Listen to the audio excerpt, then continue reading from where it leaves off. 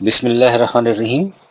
قرآنی فیصلے ہماری بصیرت کے مطابق۔ مضامین سابقہ جلد پنجم، باب 3، 4 اور 5۔ تیسرا باب علماء کی باہمی سر پٹول، مقلدین و غیر مقلدین کے جھگڑے۔ ماہنامہ محدث لاہور کی شوال المکرم 1396 ہجری کی اشاعت میں پروفیسر محمد سلیمان ناظر رحمہ کی قلم سے ایک مقالہ شائع ہوا ہے، جس کے شروع میں لکھا گیا ہے کہ ان دنوں بدقسمتی سے ہمارے ملک میں ناخوشگوار بحث چل نکلی ہے کہ وہابی، نجدی یا اہل حدیث کی ابتداء میں حنفی خصوصاً بریلوی نماز پڑھ سکتے ہیں یا نہیں، اگر کوئی پڑھ لے تو اس کی نماز ہو جاتی ہے یا نہیں۔ حرمین شریفین کے عالی قدر اماموں کی پاکستان میں آمد اور عوام کی طرف سے ان کی بے پناہ پذیرائی سے بوکھلا کر ہمارے کرم فرماؤں نے یہ بحث شروع کر رکھی اور فتویٰ بازی کے بازار گرم ہیں۔ برصغیر کے اہل حدیث حضرات کے لیے یہ بحث کوئی نئی نہیں ہے۔ جب بھی حضرات مقلدین دلائل کی جنگ ہار جاتے ہیں تو پھر اسی قسم کی صورتحال پیدا کر کے اپنے مکتب فکر کی بقا کا سامان کیا جاتا ہے۔ پہلے بھی ایسا ہوتا آیا ہے، اہل حدیث پر مساجد کے دروازے بند کرنے، ان کی مسجد میں آ جانے پر مساجد دلوانے، رفع دین و آمین بالجہر کہنے پر زد و کوب، ان کی لا مذہبیت کے فتوے، ان کے معاشرتی بائیکاٹ کی تحریکیں، ان کے قتل کے سامان اور عدالتوں میں ان کے خلاف مقدمات کے کھیل بہت پرانا ہے۔ سمجھا ہی جاتا ہے کہ ہم مقلدین سواد اعظم ہیں، جو سراسر غلط دعویٰ ہے۔ اس لیے ان قلیل التعداد اہل حدیثوں کو دبا لینا کوئی مشکل کام نہیں ہے، لیکن ہوتا ہمیشہ ان کے برعکس رہا۔ کم من فئات قلیلۃ 2/249۔ اس نام نہاد سواد اعظم پر کتنی ہی بار فتیاب ہوا ہے، خواہ وہ تحریر و تقریر کا میدان ہو یا عدالتی کارروائیوں کا سلسلہ ہو۔ برصغیر پاک و ہند میں جب مولانا محمود حسن بٹالوی مرحوم نے وہ مشہور اشتہار شائع کیا جس میں مقلدین سے 10 سوال کیے گئے تھے، تو ان کے جواب سے عاجز آ کر حضرات مقلدین نے ہلڑ بازی شروع کر دی۔ یہ 1877 کی گرد و پیش کی بات ہے۔ مساجد میں عاملین سنت کا داخلہ بند کیا گیا، ان کی ابتداء میں نماز پڑھنے کو ناجائز کہا۔ جن مساجد میں اہل حدیث امام و خطیب تھے، انہیں نکالنے کی کوشش کی گئی۔ غرض ملک ایک عجیب ہنگامے کے نظر ہو گیا۔ کہیں مساجد دھلوائی جا رہی ہیں اس لیے کہ عاملین سنت کے قدم اس میں پڑ گئے ہیں، کہیں مار پیٹ ہو رہی ہے اس لیے کہ آمین اور رفع دین کی سنت کیوں ادا کی جا رہی ہے، کہیں عدالتوں میں مقدمات دائر ہیں کہ امام طریق سنت کے مطابق نماز کیوں پڑھاتا ہے، اسے برطرف کیا جائے۔ ایسا ہی ایک مقدمہ جو پریوی کونسل تک پہنچا ہمارے پیش نظر ہے۔ یہ مقدمہ منصف سب جج ہائی کورٹ اور پھر پریوی کونسل لندن میں سماعت ہوا۔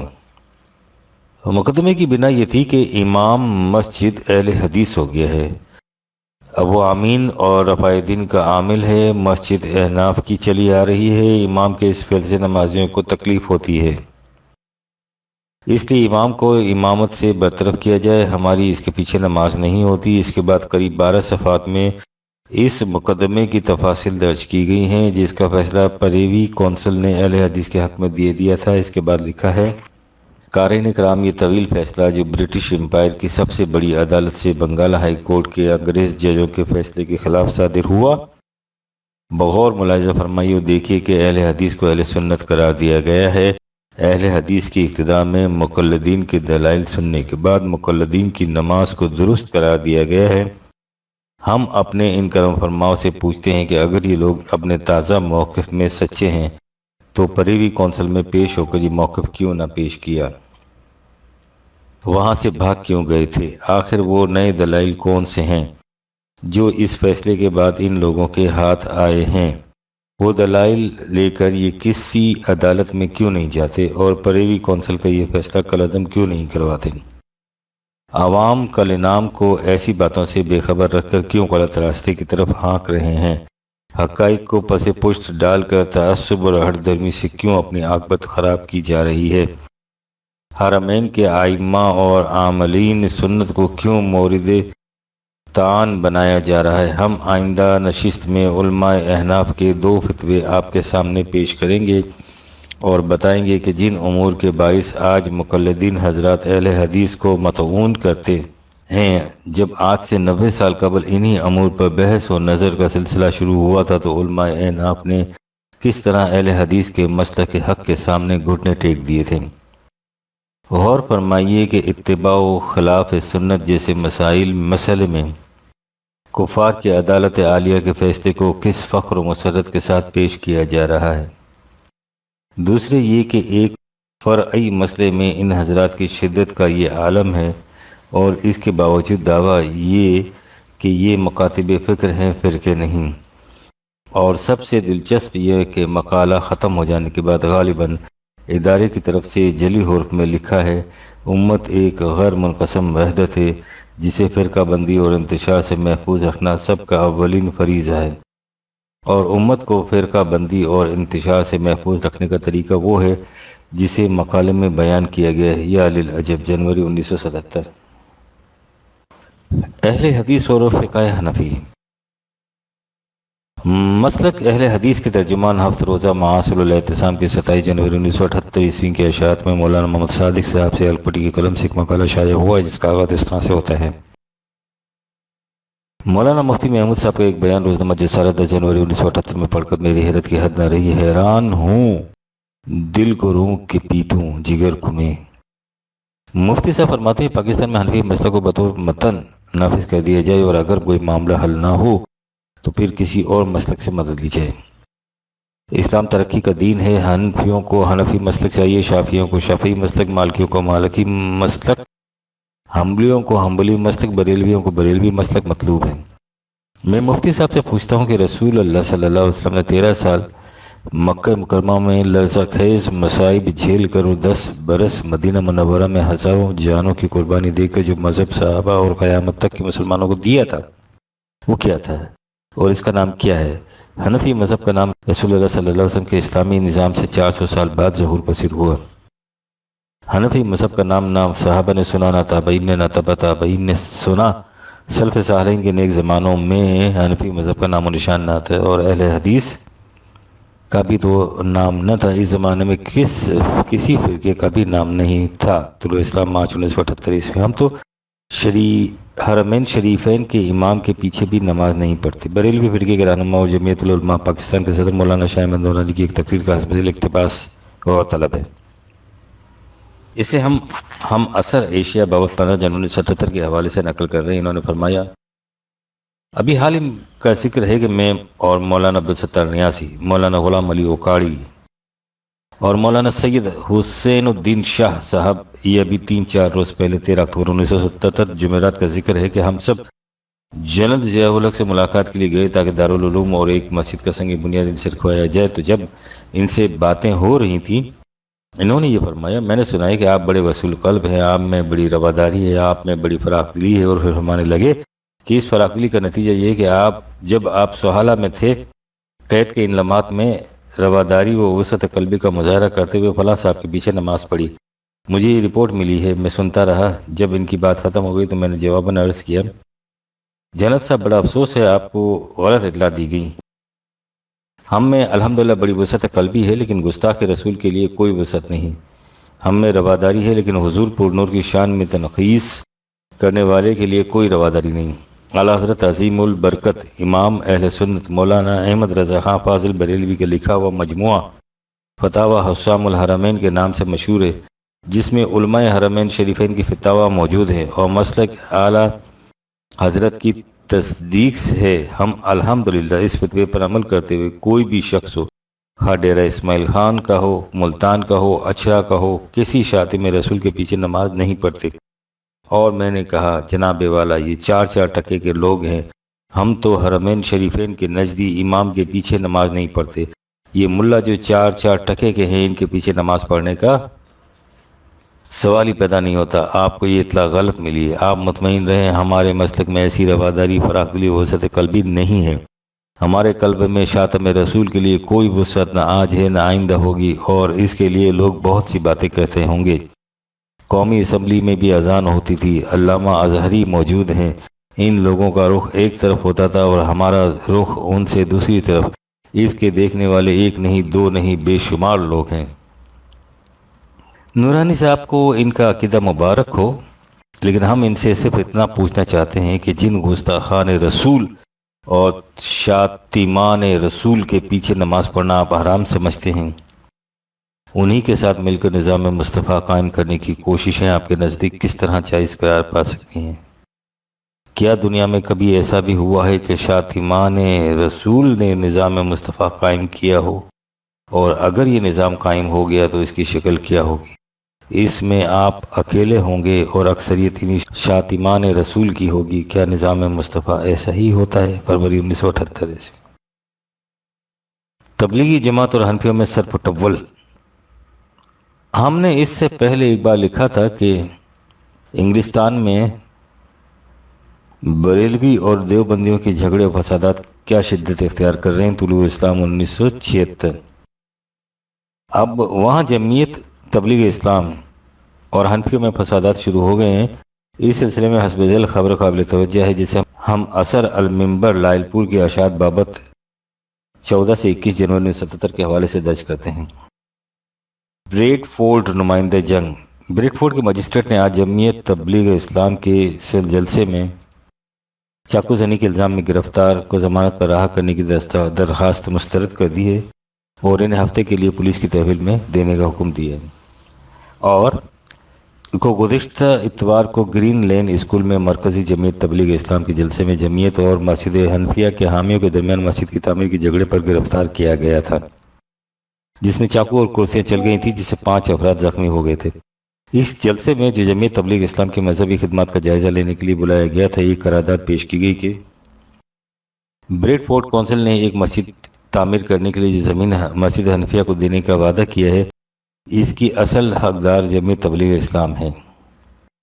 اس قرارداد میں بریڈ فورڈ کے پاکستانی قونصلیٹ پر چند الزامات عائد کیے گئے تھے، جس پر ہنگامہ ہو گیا اور چاقو اور چھریاں چل گئیں 24 نومبر 1976 عیسوی۔ اور یہ ہے اس خبر پر ہفتہ وار آزاد لندن کا تبصرہ۔ بریڈ فورڈ نمائندہ آزاد۔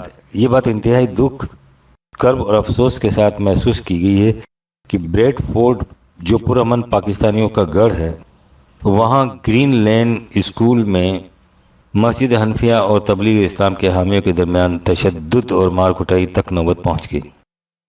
یہ بات قابل مذمت ہے، جبکہ دونوں تنظیمیں ایک علاقے کے افراد پر مشتمل ہیں جو ایک خدا، ایک رسول اور ایک قرآن پر یقین رکھتے ہیں۔ ان کی جانب سے تشدد کے ایسے گھٹیا مظاہرے سے نہ صرف پاکستان اور پاکستانیوں کے وقار کو نقصان پہنچائے، بلکہ اسلام کے بارے میں غیر مسلمانوں کے نظریات بھی متزلزل ہوئے ہیں۔ ایک مذہبی تقریب جس کے شرکاء دین مبین اور اسلام کی سربلندی کے نام لیوا ہیں، وہاں کرسیوں اور چاقوؤں سے ایک دوسرے کو گھائل کرنے کا کھیل کھیلا جائے تو اسلام کی عظمت اور تقدس کو پامال کرنے کے مترادف ہے، جبکہ اسلام صلح جوئی، امن، رواداری، ہمدردی اور تعاون کا درس دیتا ہے۔ ہنگامے کو فروغ کرنے کے لیے پولیس آئی، گرفتاریاں ہوئیں، اس سہانے سے پاکستانیوں کا سر ندامت سے جھک جانا چاہیے۔ بریڈ فورڈ کے پاکستانیوں کو اتحاد، یگانگت کی مثال قائم کر کے اپنی روایت کو زندہ رکھنا چاہیے تھا، لیکن انتہائی دکھ اور کرب کے ساتھ کہنا پڑا کہ یہ ملت خرافات میں کھو گئی۔ بریڈ فورڈ کے گرین لین اسکول میں عموماً پاکستانیوں کی تقریریں ہوتی ہیں، لیکن اس افسوسناک واقعے کے بعد اندیشہ پیدا ہو گیا کہ پاکستانیوں کو اپنی تقریبات کے انعقاد کے لیے جگہ نہیں ملا کرے گی۔ مارچ 1977 میں فرقہ اہل قرآن۔ فرقہ اہل قرآن کے ترجمان بلاغ القرآن کی نومبر 1976 کی اشاعت میں ایک سوال کے جواب میں کہا گیا ہے کہ فرقہ بندوں کی پہچان یہ ہے کہ وہ اپنے سے الگ مکتبہ فکر والوں کا نہ جنازہ پڑھتے ہیں اور نہ لڑکیوں کے رشتے دیتے ہیں۔ بلاغ القرآن نے قصداً یہ نہیں لکھا نہ وہ دوسروں کے ساتھ مل کر نماز پڑھتے ہیں، کیونکہ اس کی زد اور شدید ترین زد خود ان پر پڑتی تھی جو حرم کعبہ میں بھی دوسرے مسلمانوں کے ساتھ مل کر نماز نہیں پڑھ سکتے۔ انہوں نے باقی مسلمانوں سے الگ ایک نئی نماز وضع کر رکھی ہے اور دعویٰ یہ ہے کہ یہ خدا کی متعین فرمودہ قرآنی نماز ہے۔ اس سے بڑا شرک اور کیا ہو سکتا ہے؟ مذہب میں مصلحت بینی۔ دیوبندیوں کے خلاف اہل حدیث کا اعتراض۔ سیاسی مقاصد کے حصول کے لیے دینی امور میں لچک روا رکھنے کے سلسلے میں جماعت اہل حدیث کے ترجمان ہفت روزہ الاعتصام لاہور کی 26 اگست 1977 عیسوی کی اشاعت میں شائع شدہ حسب جلد شجرا دلچسپی سے پڑھنے کے قابل، اس کو عنوان سیاسی علماء سے شجرا ملاحظہ فرمائیے۔ سیاسی علماء کے متعلق ہم نے پہلے بھی بعض اہم موقعوں پر لکھا ہے کہ سیاسی اغراض کے لیے دینی عقائد و معاملات پر لچک و مداہنت روا رکھنا سخت نقصان دہ ہے۔ اس سے جہاں علماء حق کا کردار داغدار ہوتا ہے اور اس تاریخ پر حرف آتا ہے جو علماء حق نے نازک سے نازک حالات میں بھی حق کا علم بلند کر کے اپنے خون جگر سے رقم کی ہے، وہاں دوسری طرف اہل زیغ کے مسلک دلال کے لیے سہارا مہیا ہو جاتا ہے۔ سیاسی معاملات میں زیادہ سے زیادہ ہم نوائی اور اشتراک فکر و عمل کی اہمیت و افادیت سے انکار نہیں، بلکہ بعض حالات میں یہ ناگزیر ہو جاتا ہے، جس طرح کہ جنوری 1977 عیسوی سے اب تک کے حالات اس کے متقاضی رہے اور ہیں، لیکن اس کا یہ مطلب نہیں ہے کہ دینی معاملات میں بھی ہم اس کا مظاہرہ کریں اور ایک شخص جس بات کو یکسر غلط سمجھتا آ رہا ہو، سیاسی اشتراک کی وجہ سے وہ اس غلط بات کو کرنے میں بھی کوئی شرعی قباحت محسوس نہ کرے۔ اس تمہید کی ضرورت مولانا مفتی محمود صاحب صدر پاکستان قومی اتحاد اور مولانا عبید اللہ انور کے اس طرز عمل سے محسوس ہوئی ہے کہ ان ہر دو حضرات نے خواجہ علی حجویری کی قبر پر آستانہ بوسی کا شرف حاصل کیا۔ حالانکہ بزرگان دین کی قبروں پر اس طرح کی حاضری ان کے مسلک و عقیدے کی روح سے غلط ہے، بلکہ مؤخر ذکر مولانا کے مرحوم والد مولانا احمد علی صاحب کا تو حضرت علی حجویری کی موجودہ قبر کو ہی مصنوعی بتاتے تھے، اور اول الذکر نے اخباری اطلاع کے مطابق قبر پر دستار بندی کا شغل فرمایا اور حلوہ تقسیم کیا، جو غالباً چڑھاوا ہونے کی وجہ سے اہل بنیر اللہ کے ضمن میں آتا ہے۔ بہرحال ہم علماء دیوبند کی اس طرز عمل کو سخت ناپسندگی کی نگاہ سے دیکھتے ہیں، کیونکہ اس سے شرک و بدعت کو تقویت پہنچتی ہے اور اس توحید کو نقصان پہنچتا ہے جس کی تبلیغ و تلقین علماء حق کرتے آئے ہیں، اور مذکورہ دیوبندی علماء بھی اپنے آپ کو انہی علماء کے سلسلے کی ایک کڑی سمجھتے ہیں۔ جنوری 1978 عیسوی۔ غریب مسلمان کی میت، مولوی صاحبان کی پیشہ ورانہ ذہنیت۔ ذیل کی خبر پڑی اور خون کے آنسو روئے۔ دولت گیٹ ملتان میں ایک مسلمان خاکرب کی میت صرف اس وجہ سے 24 گھنٹے تک رکھی رہی کہ میت کو غسل دینے کے لیے جس مولوی کو بھی بلایا گیا وہ نہ آیا۔ مرحوم کے ورثہ نے مردوں کو غسل دینے والے تمام لوگوں سے رابطہ کیا، ہر مولوی نے آنے کا وعدہ کیا، مگر رات گئے تک کوئی نہ آیا۔ مرحوم کا صبح 8 بجے انتقال ہوا اور بالآخر 10 بجے رات کو ضلع مظفر گڑھ ایک مزدور کو 50 روپے دے کر میت کو غسل دینے کے لیے لایا گیا اور تدفین عمل پہ آئی۔ مذہب جب پیشہ بن جائے تو اس میں اس قسم کے واقعات نہ غیر متوقع ہوتے ہیں نہ غیر معمولی۔ ہر پیشہ ور یہی دیکھتا ہے کہ مجھے اس کام کی اجرت کیا ملے گی۔ غسل دینے کی اجرت کا ایک حالیہ واقعہ خود ہمارا چشمدید ہے۔ میت کے مکان کے قریب ایک جامع مسجد ہے، وہاں کے غسال سے رابطہ کیا تو اس نے 100 روپے طلب فرمایا، کہا کہ کچھ کم کر دیجئے، تو اس نے نہایت رعونت سے جواب دیا کہ کم پیسوں میں غسل دلانا ہو تو وہ سامنے چھوٹی مسجد ہے، وہاں کے مولوی صاحب کو بلا لیجئے۔ چنانچہ چھوٹی مسجد کے مولوی صاحب 50 روپے پر رضامند ہو گئے۔ وہ غسل بھی دیتے جاتے تھے اور بڑی بڑی مساجد والوں کو ملاحیاں بھی سناتے جاتے تھے۔ غسل تو میت کے تجہیز و تکفین کے سلسلے کی پہلی کڑی ہوتا ہے، اس کے بعد کفن کا مسئلہ آتا ہے، جس کے لیے از روئے شریعت 18 گز نئے کپڑے کی ضرورت ہوتی ہے۔ پھر کفن سینے والے کی اجرت، جس کے نزدیک مشین سے کفن سینا مکروہ ہوتا ہے، اسے ہاتھ سے سیا جاتا ہے، اس لیے اجرت بھی زیادہ ہوتی ہے۔ عظام آباد گورکن اور ان کے بھائی بن، جنازہ پڑھانے والے مولوی صاحب، پھر قبر کے سرحانے اسقاط کرانے والے، اس کے بعد کل جمعراتیں 40واں، اور اگر میت کسی امیر آدمی کی ہے تو 40 دن تک قبر پر قرآن خوانی۔ ان تمام مراحل میں مولوی کی ضرورت لانی فق، یہ سب کچھ حضرو شریعت، اس لیے ضروری ہے کہ مولوی صاحبان کا ذریعہ معاش کوئی اور نہیں۔ اور اگر ملتان کے مولوی صاحبان اس لیے غسل دینے کے لیے نہیں آئے کہ میت مسلمان خاکرب کی تھی، تو اس ذہنیت پر جس قدر بھی ماتم کیا جائے کم ہے۔ ہماری یہی ذہنیت تھی جس کی وجہ سے پاکستان کے تمام خاکرب عیسائیت کی آغوش میں چلے گئے۔ ہم انہیں نیچ ذات قرار دیتے رہے اور پادریوں نے آگے بڑھ کر انہیں گلے سے لگا لیا۔ چوتھا باب، تحریک پاکستان علماء حضرات صرف دو ایک مثالیں نیشنلسٹ علماء اور مسلم لیگ سے کیوں الگ ہوئے۔ دین فروشی کی عبرت انگیز مثال۔ ابو سعید انور صاحب پاتر پاکستان کے عینی شاہدوں میں سے ہیں۔ وہ گاہے بگاہے اس تحریک سے متعلق اخبارات میں لکھتے رہتے ہیں، اور چونکہ وہ ان کی تردید ہوتی ہے نہ کہ شنید، اس لیے ان کے پیش کردہ واقعات اکثر و بیشتر حقیقت پر مبنی ہوتے ہیں۔ 12 دسمبر 1976 کے نوائے وقت لاہور میں ان کا ایک مقالہ شائع ہوا ہے جس کا عنوان ہے تحریک پاکستان کو ناکام بنانے کے لیے بعض مسلمان جماعتوں کا کردار۔ اس میں انہوں نے مختصر الفاظ میں نیشنلسٹ علماء آزاد کانفرنس، احرار بنگال کی کرشک پرجا پارٹی، پنجاب کی یونینسٹ پارٹی، خدائی خدمتگار اور جماعت اسلامی کے متعلق بتایا ہے کہ انہوں نے کس طرح اس تحریک کی مخالفت کی۔ اس سلسلے میں انہوں نے جمعیت العلماء ہند کا ذکر کرتے ہوئے لکھا ہے کہ یہ حضرات 1937 کے انتخابات میں ایک مرحلے پر مسلم لیگ سے پورا تعاون کرنے کے لیے تیار ہو گئے تھے، مگر پھر کانگریس کے طرفدار ہو گئے۔ یہ کیوں ہوا، اس کی تفصیل جمعیت علماء ہند کے لیے تکلیف دہ ہوگی، اس لیے اس کا تذکرہ ضروری نہیں۔ ہم سمجھتے ہیں کہ محترم ابو سعید انور صاحب کی یہ رعایت اصول وقائع نگاری کے مطابق نہیں۔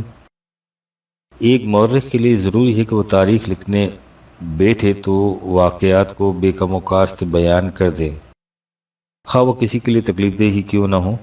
نیشنلسٹ علماء مسلم لیگ سے کیوں الگ ہوئے تھے، اس کا علم کم از کم اہل پاکستان کو ضرور ہونا چاہیے۔ اس سلسلے میں محترم M.A.H. اصفہانی اپنی کتاب قائد اعظم محمد Ali Jinnah as I knew ہم 1936-37 کے انتخابات کے سلسلے میں لکھتے ہیں، پارلیمنٹری بورڈ کی میٹنگ میں ہماری قدیم روایت اور حوث تقریر بازی کی کمزوری کے مطابق بہت سی تقاریر ہوئیں۔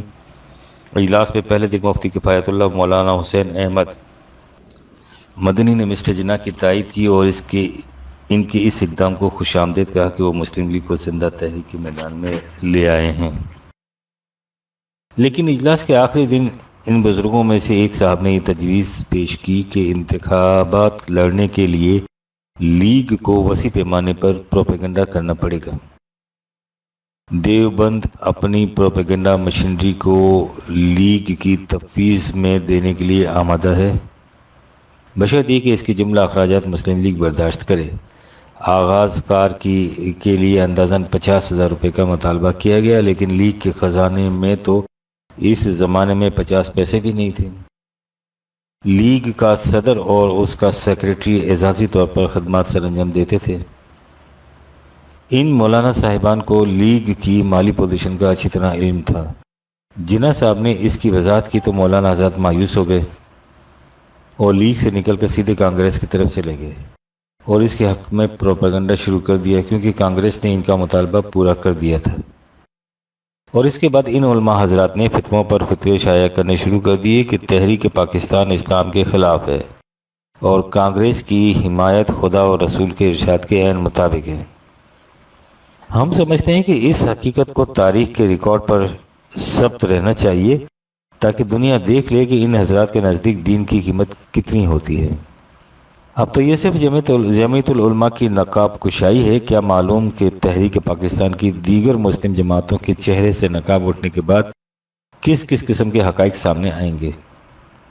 مفتی محمود صاحب و نظریہ پاکستان قائد اعظم کو کافر اعظم کہا گیا۔ قومی اتحاد کے سربراہ مولانا مفتی محمود بھی اس معاصر نوائے وقت سے اپنے خصوصی انٹرویو میں یہ کہہ چکے ہیں کہ وہ متحدہ ہندوستان میں زیادہ صوبائی خود مختاری میں مسلمانوں کا مفاد بہتر طور پر محفوظ سمجھتے تھے، اس لیے تحریک پاکستان کے مخالف تھے۔ نوائے وقت مورخہ 27 ستمبر 1977 عیسوی۔ مفتی محمود صاحب نے خان عبدالقیوم خان کے ایک الزام کے جواب میں کہا کہ میں نے نظریہ پاکستان کی مخالفت کی تھی، لیکن قیام پاکستان کے بعد میں نے گزشتہ 30 سال میں پاکستان کی خدمت کی ہے۔ ملک میں سیاسی جدوجہد نظریہ اسلام اور سوشلزم کی جدوجہد ہے۔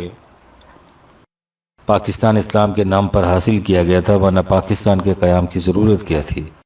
نوائے وقت 20 ستمبر 1977 عیسوی۔ آپ لگے ہاتھوں اس خبر کو بھی نوٹ کر رکھیے جو تقسیم ہند سے پہلے حیدرآباد دکن کے اخبار رہبر دکن کی 29 اکتوبر 1945 کی اشاعت میں شائع ہوئی تھی۔ مولانا حسین احمد صاحب نے مسلم لیگ میں مسلمانوں کی شرکت کو حرام قرار دیتے اور قائد اعظم کو کافر اعظم کا لقب دیتے ہوئے حال ہی میں جو فتویٰ دیا تھا، اس کا مولانا شبیر احمد صاحب عثمانی دیوبندی نے اپنی مکتوب میں جو دہلی کے ایک روزنامہ میں شائع ہوا حسب ذیل جواب دیا۔ ہم یہ جواب درج نہیں کر رہے۔ قارئین کو اتنا ضرور معلوم ہوگا کہ مولانا حسین احمد مدنی مرحوم از دارالعلوم دیوبند کے شیخ الحدیث تھے، جس سے مفتی محمود صاحب نے سند فضیلت حاصل کی تھی، اور مولانا مدنی اس جمعیت العلماء ہند کے صدر بھی تھے، جو نیشنل علماء کی نمائندہ جماعتی، اور مفتی صاحب جس کے اہم رکن تھے۔ مفتی محمود صاحب نے پاکستان کو تسلیم نہیں کیا تھا۔ جمعیت علماء پاکستان کے سربراہ مولانا شاہ احمد نورانی نے ملتان میں فرمایا، قومی اتحاد کے سربراہ مولانا مفتی محمود نے ابھی تک پاکستان کو تسلیم نہیں کیا، اور وہ ہرگز نہیں چاہتے کہ یہ ملک مستحکم ہو۔ مفتی صاحب نے تحریک نظام مصطفیٰ کو بھی بڑا نقصان پہنچایا ہے۔ پاکستان قائم کرنے کا گناہ۔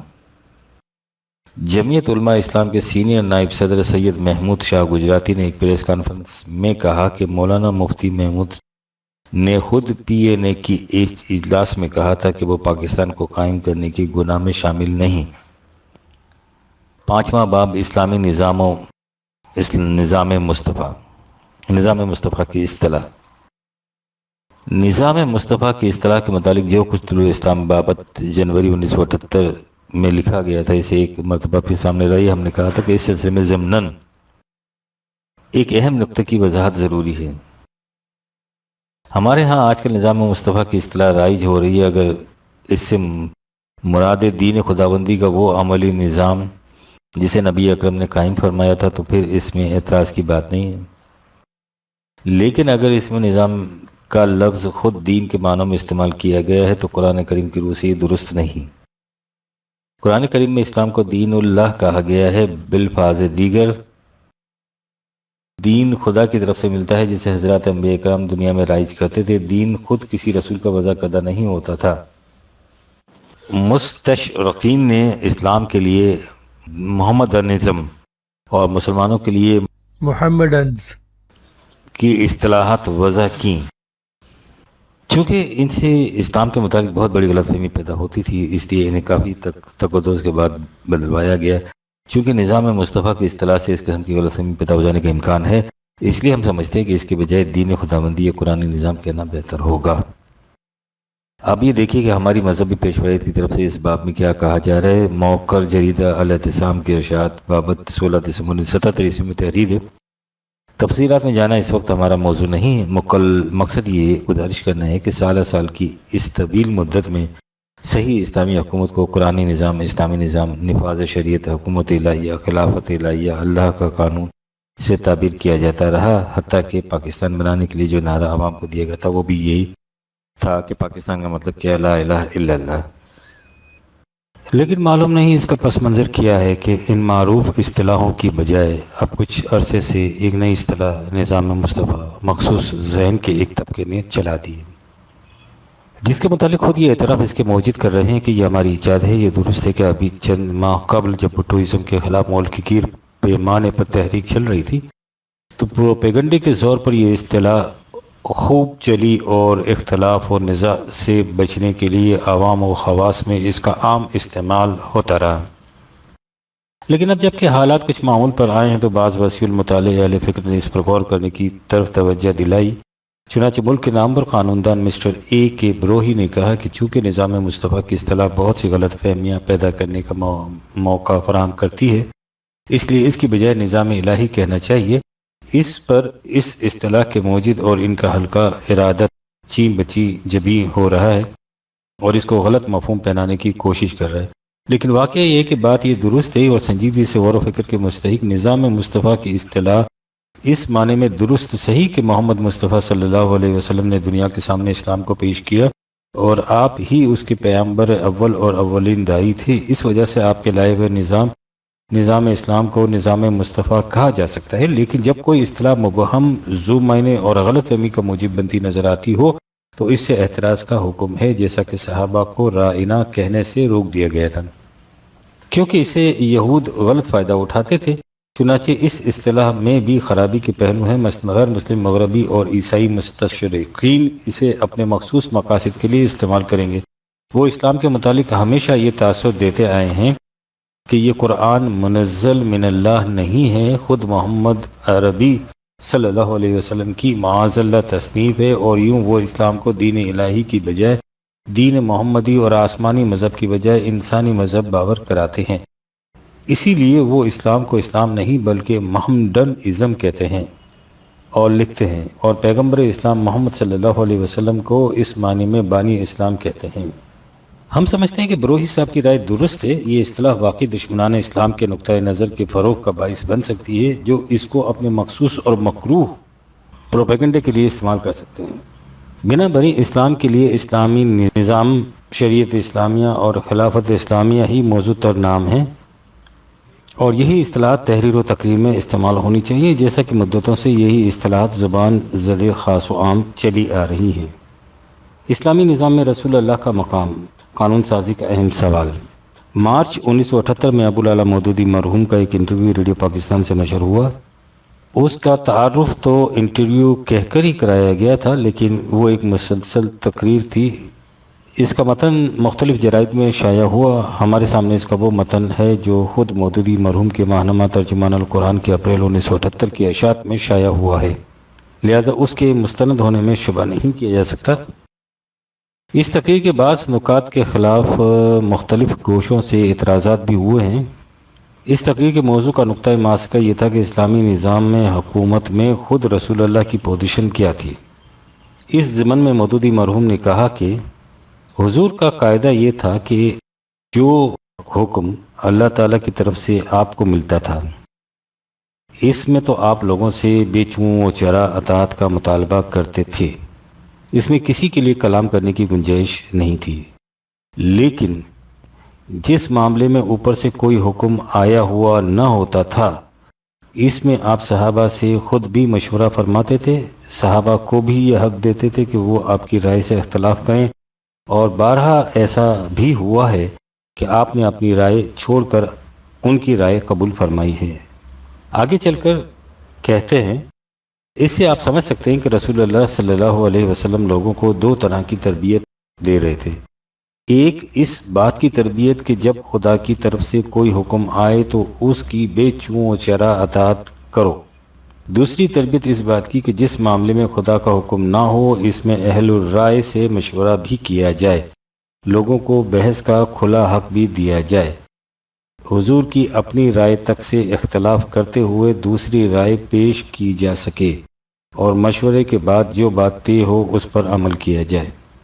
اور آخر میں کہا، اس مثال سے بھی آپ رسول اللہ کی طرز حکومت کو اچھی طرح سمجھ سکتے ہیں۔ جن معاملات میں اللہ کا حکم ہوتا تھا وہاں کوئی جمہوریت نہ تھی، جن معاملات میں اوپر کا حکم نہ ہوتا تھا ان میں پوری جمہوریت تھی۔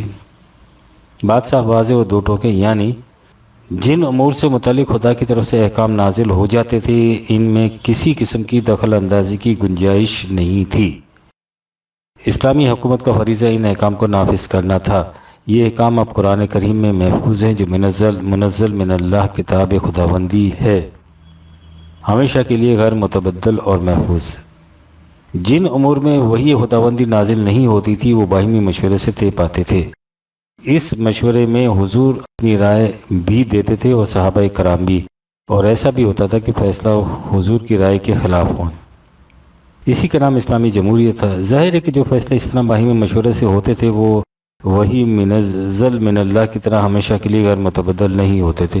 مشورے سے طے کردہ امور میں حالات کے بدل جانے سے مشورے سے تبدیلی ہو سکتی تھی، لیکن جب اسلامی نظام حکومت کا یہی نقشہ پہلے علامہ اسلم جراجپوری اور اعظم آباد پرویز صاحب کی طرف سے پیش کیا گیا تو مودودی مرحوم نے طوفان برپا کر دیا کہ یہ انکار حدیث ہے، انکار رسالت ہے، الحاد ہے، بے دینی ہے، ارتداد ہے اور نہ جانے کیا کیا ہے۔ اس موضوع پر طول طویل بحث کرتے ہوئے انہوں نے لکھا، لیکن یہ تفریق جو انہوں نے علامہ اسلم جراجپوری نے محمد بن عبداللہ بحیثیت انسان اور محمد رسول اللہ بحیثیت مبلغ کے درمیان کی ہے، قرآن مجید سے ہرگز ثابت نہیں۔ قرآن میں آن حضرت کی ایک ہی حیثیت بیان کی گئی ہے، اور وہ رسول اور نبی ہونے کی حیثیت ہے۔ جس وقت اللہ تعالیٰ نے آپ کو منصب رسالت سے سرفراز کیا، اس وقت سے لے کر حیات جسمانی کے آخری سانس تک آپ ہر آن اور ہر حال میں خدا کے رسول تھے۔ آپ کا ہر فعل اور ہر قول رسول خدا کی حیثیت سے تھا۔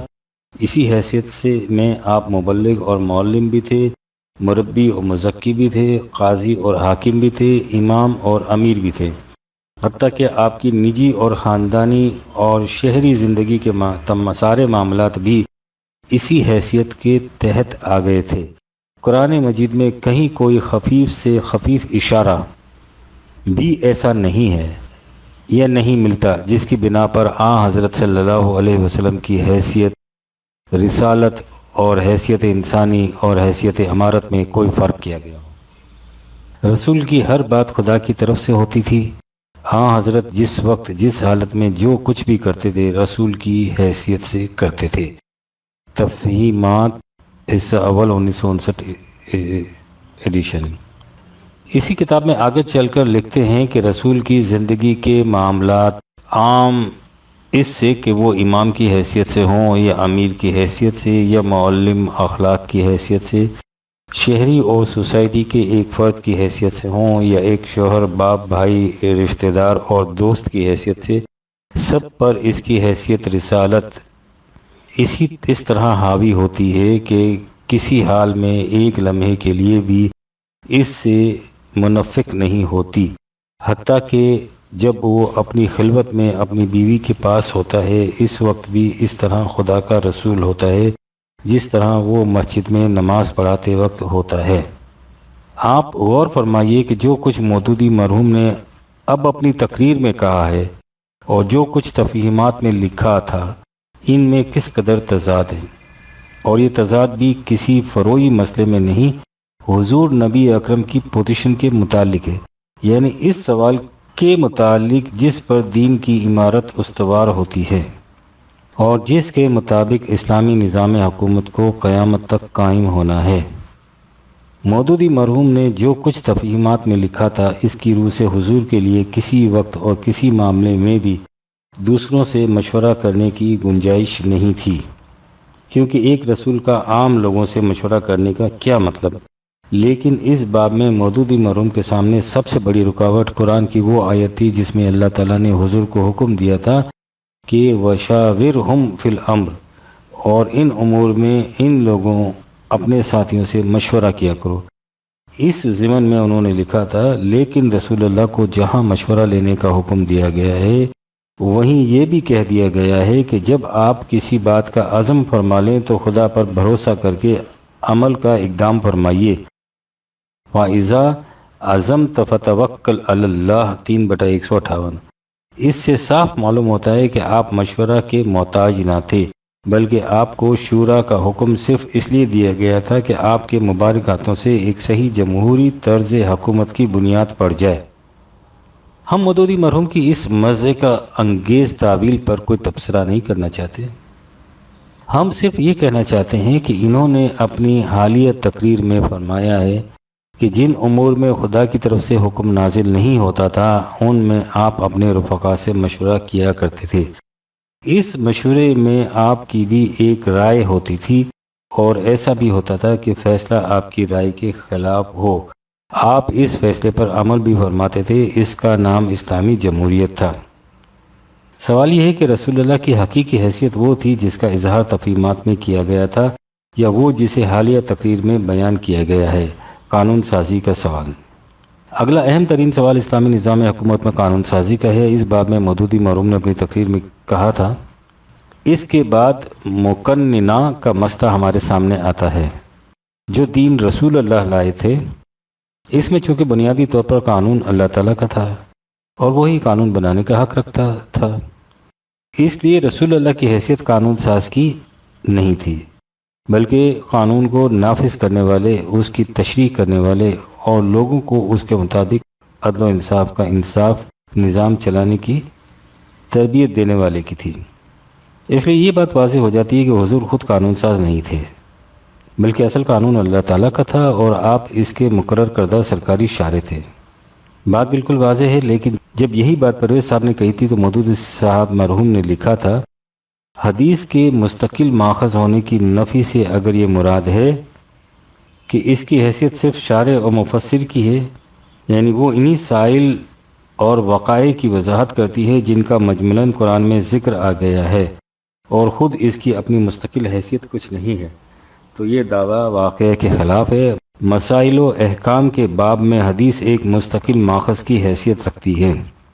دوسرے مقام پر لکھا، حضور نے استاد کی حیثیت سے جو کچھ بتایا اور سکھایا ہے وہ اسی طرح خدا کی طرف سے ہے جس طرح قرآن خدا کی طرف سے ہے، اس کو غیر از قرآن کہنا صحیح نہیں ہے۔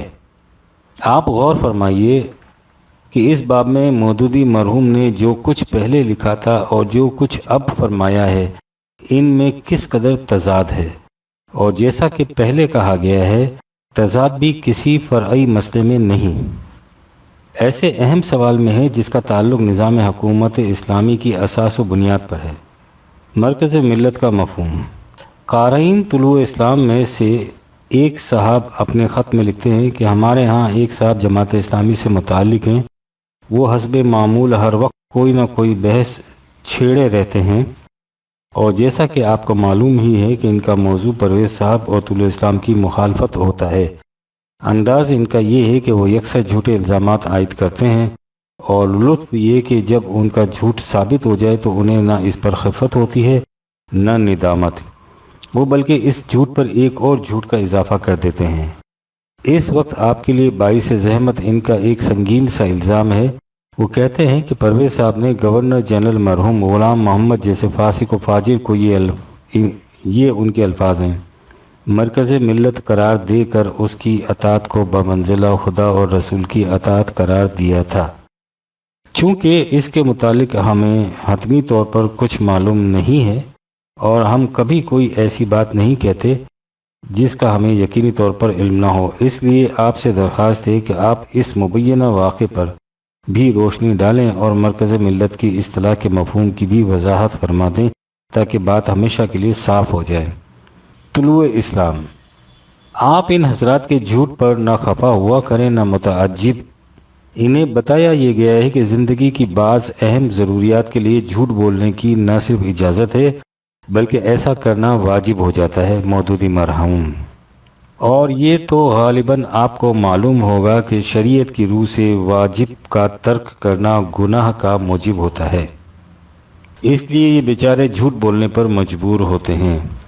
جہاں تک مرکز ملت کی اصطلاح اور اس کے مفہوم کا تعلق ہے انہیں اس کا اچھی طرح سے علم ہے، اس لیے یہ حضرات اگر اس قسم کا الزام تراشتے ہیں تو وہ لا علمی کی بنا پر نہیں ہوتا، وہ دیدہ دانستہ ایسا کرتے ہیں، ہم اسے یہاں دوہرا دینا مناسب سمجھتے ہیں۔ طلوع اسلام کا پہلا پرچہ مئی 1938 میں شائع ہوا۔ آپ اس دور کے پرچوں کے ٹائٹل کی لوح جبیں پر مرکز ملت اور اس کی اطاعت کے الفاظ نمایاں طور پر منقوش پائیں گے۔ اس کی اکتوبر 1938 کی اشاعت میں علامہ اسلم جراجپوری کا مقالہ اسلامی نظام کے عنوان سے اور نومبر 1938 کی اشاعت میں پرویز صاحب کا ایک مقالہ مرکزیت کے عنوان سے شائع ہوا۔ ان میں انہوں نے بتایا کہ اسلامی نظام خلافت علی منہاج نبوت کا دوسرا نام ہے اور اس نظام کی سینٹرل اتھارٹی کی اطاعت امت کا فریضہ ہے۔ اس سینٹرل اتھارٹی کے لیے مرکز ملت کی اصطلاح استعمال کی گئی ہے۔ تشکیل پاکستان کے بعد جولائی 1948 اور ستمبر 1958 کی اشاعتوں میں پرویز صاحب کے مبسوط مقالات شائع ہوئے جن میں اس اصطلاح کے تمام گوشوں پر سیر حاصل بحث کی گئی۔ ان تمام مقالات کو اس کتابچے میں یکجا کر کے شائع کر دیا گیا جس کا نام ہے اسلامی نظام۔ اس کے بعد بھی وقتاً فوقتاً ان الفاظ کا صحیح مفہوم سامنے لایا جاتا رہا ہے۔ جب جماعت اسلامی نے یہ شوشہ چھوڑا کہ طلوع اسلام ملک غلام محمد مرحوم کو مرکز ملت قرار دے کر اس کی اطاعت کو خدا اور رسول کی اطاعت قرار دیتا ہے تو اس کی تردید میں متعدد بار اس کی وضاحت کی گئی۔ ہم اس ضمن میں اس شجرہ کو شائع کرتے ہیں جو جولائی 1961 میں شائع ہوا تھا، بالخصوص اس لیے کہ اس میں ملک غلام محمد مرحوم کا بھی نام آ گیا تھا۔ وہ شجرا حسب ذیل ہے جو ایک استفسار کے جواب میں لکھا گیا تھا۔ نبی اکرم کی ایک حیثیت یہ تھی کہ حضور خدا کی طرف سے وحی پاتے تھے اور اس وحی کو دوسرے انسانوں تک پہنچاتے تھے۔ حضور کی یہ حیثیت منفرد تھی جس میں نہ اس وقت کوئی اور شریک ہو سکتا تھا نہ اس کے بعد، اس لیے کہ حضور کے بعد خدا سے وحی پانے کا سلسلہ ختم ہو گیا تھا۔ حضور کی یہ حیثیت قیامت تک باقی رہے گی، اس لیے کوئی شخص مسلمان نہیں ہو سکتا جب تک وہ حضور کی رسالت پر ایمان نہ لائے۔ رسالت کی حیثیت تو ایسی ہے کہ جب تک کوئی شخص تمام انبیاء پر ایمان نہ لائے وہ مسلمان نہیں ہو سکتا۔ حضور کا دوسرا منصب ایک ایسا نظام قائم کرنا تھا جس میں خدا کے احکام کو عملاً نافذ کیا جائے۔ اس میں پہلا مرحلہ اس نظام کے لیے تیاری کا تھا۔ اس مرحلے میں حضور ہی اپنے رفقا کے سربراہ تھے۔ دوسرا مرحلہ وہ تھا جس میں وہ نظام قائم ہو گیا تھا۔ اس میں حضور اس نظام کے مرکز یعنی بلند ترین اتھارٹی تھے۔ دور حاضر کی اصطلاح کے مطابق اس قسم کے نظام کو مملکت یا ریاست اسٹیٹ اور اس اتھارٹی کو ہیڈ آف دی اسٹیٹ کہا جاتا ہے۔ ان ہر دو مراحل میں حضور کی اطاعت جماعت مومنین پر فرض تھی۔ حضور کی وفات کے بعد وحی کا سلسلہ تو منقطع ہو گیا لیکن دین کا نظام مسلسل آگے چلا۔ اسے خلافت علی منہاج رسالت کہا جاتا ہے۔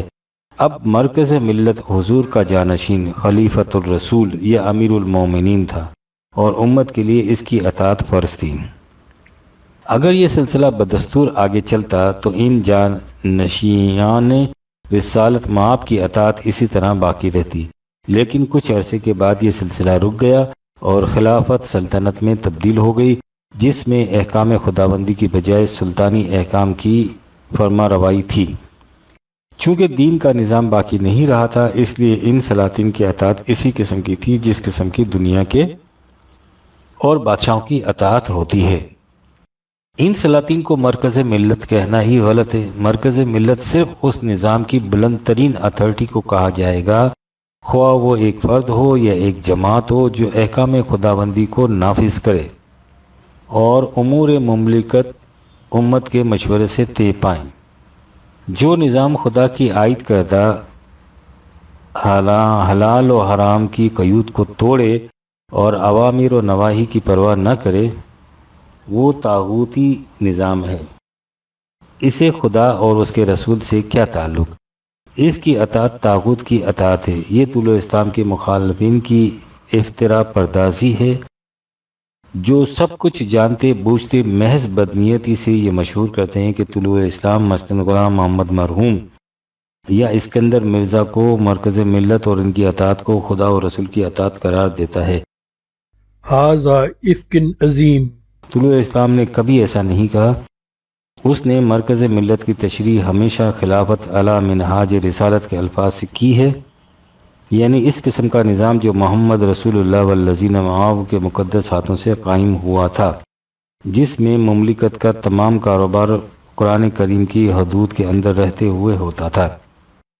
جب صحیح اسلامی نظام یا خلافت علی منہاج رسالت باقی نہ رہے تو پھر دین عملاً موجود نہیں رہتا، مذہب رہ جاتا ہے جس میں سیاسی امور کو حکومت اپنے ہاتھ میں رکھتی ہے اور شخصی امور میں لوگوں کو اجازت دے دیتی ہے کہ وہ جس طرح جی چاہے عمل کریں۔ سابقہ امتوں میں بھی یہ صورت پیدا ہو جاتی تھی اور اب ہمارے ہاں صدیوں سے یہی سنویت کار فرما ہے۔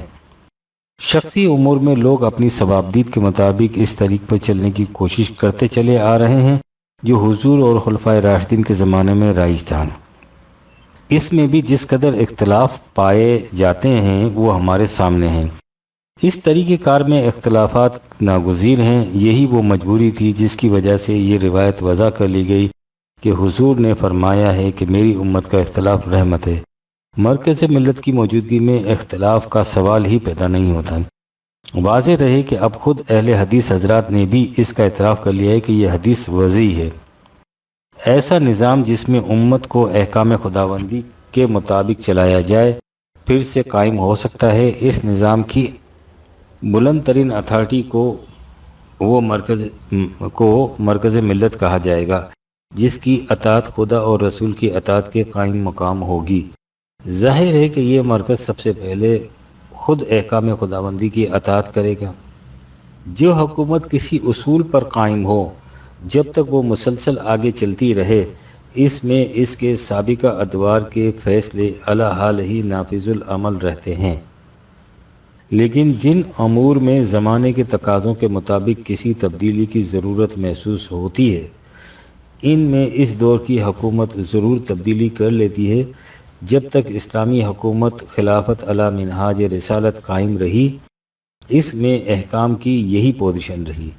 قرآن کریم نے جب امور مملکت کو باہمی مشورے سے طے کرنے کا حکم دیا تھا تو اس کا یہی منشا تھا۔ اس کی روشنی میں جب تک ہم اس حدیث کو دیکھتے ہیں جس میں نبی اکرم نے فرمایا کہ تم میری سنت اور میرے خلفائے راشدین کی سنت واجب ہے، تو بات واضح ہو جاتی ہے۔ یہ خلفائے راشدین کسی خاص زمانے تک محدود نہ تھے۔ اگر خلافت راشدہ مسلسل آگے چلتی تو حضرت ابو بکر کے زمانے سے لے کے آج تک کے خلفائے راشدین ہوتے۔ اگر وہ سلسلہ کسی وجہ سے منقطع ہو گیا ہے تو اسے پھر جاری کیا جا سکتا ہے۔ جب وہی سلسلہ پھر قائم ہو جائے گا تو ان نئے خلفائے راشدین کی سنت کی اطاعت واجب ہو جائے گی۔ اس سے مراد ہوں گے وہ فیصلے جو یہ نظام قرآن کریم کے احکام کو نافذ کرنے کے سلسلے میں باہمی مشاورت سے کرے گا۔ یہ ہے اس باب میں طلوع اسلام کا مسلک، جسے ہم اپنی بصیرت کے مطابق قرآن کریم سے سمجھ سکے ہیں۔ آپ نے ملاحظہ فرما لیا کہ طلوع اسلام کے نزدیک مرکز ملت کا مفہوم کیا ہے، لیکن جماعت اسلامی والے اس کے بعد بھی یہی رٹ لگاتے جائیں گے کہ پرویز صاحب ملک غلام محمد مرحوم جیسے فاسق و فاجر کو مرکز ملت قرار دے کر اس کی اطاعت کو خدا اور رسول کی اطاعت قرار دیتے تھے۔ سوتے کو تو جگایا جا سکتا ہے، جاگتے کو کون جگا سکتا ہے؟